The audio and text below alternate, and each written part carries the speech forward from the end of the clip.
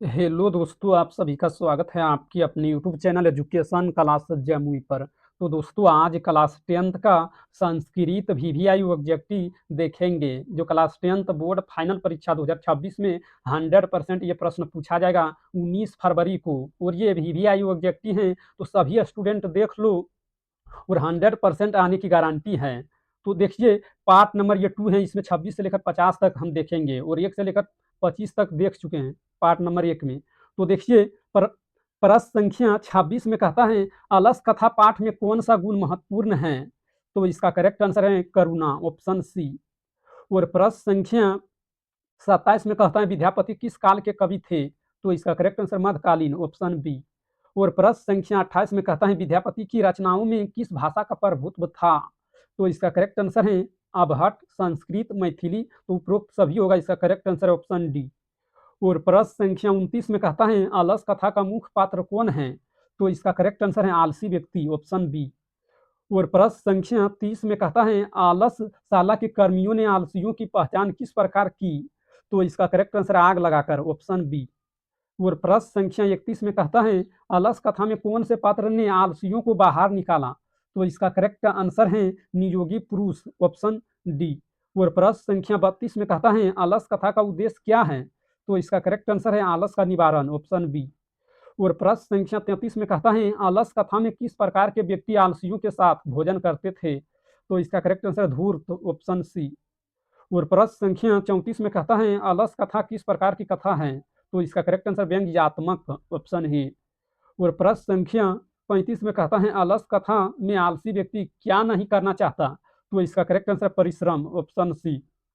और प्रश्न संख्या 36 में कहता है, अलस कथा पाठ में किसके माध्यम से शिक्षा दी गई है?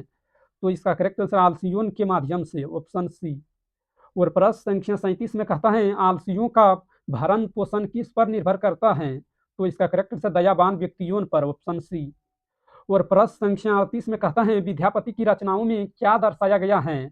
तो इसका करेक्ट आंसर है सामाजिक मुद्दे, धार्मिक विषय, आलस का दोष। तो उपरोक्त सभी होगा, इसका करेक्ट आंसर है ऑप्शन डी।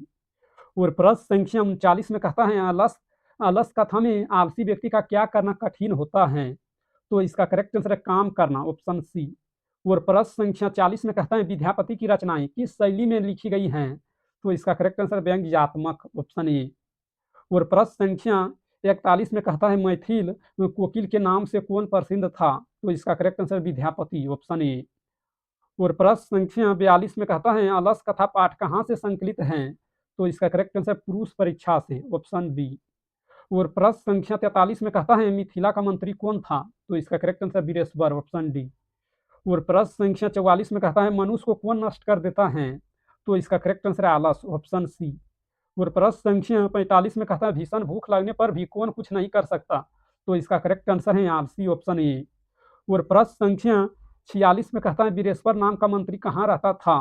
तो इसका करेक्ट आंसर मिथिला में, ऑप्शन बी। और प्रश्न संख्या 47 में कहता है, आलसियों को कौन अन्न और वस्त्र देते थे? तो इसका करेक्ट आंसर है वीरेश्वर, ऑप्शन डी। और प्रश्न संख्या 48 में कहता है, आलसी पुरुष कितने थे? तो इसका करेक्ट आंसर है 4, ऑप्शन डी। और प्रश्न संख्या 49 में कहता है, अलस कथा पाठ में किस दोष का वर्णन किया गया है? तो इसका करेक्ट आंसर है आलस, ऑप्शन सी। और प्रश्न संख्या 50 में कहता है, मैथिल कवि कौन था? तो इसका करेक्ट आंसर विद्यापति, ऑप्शन सी।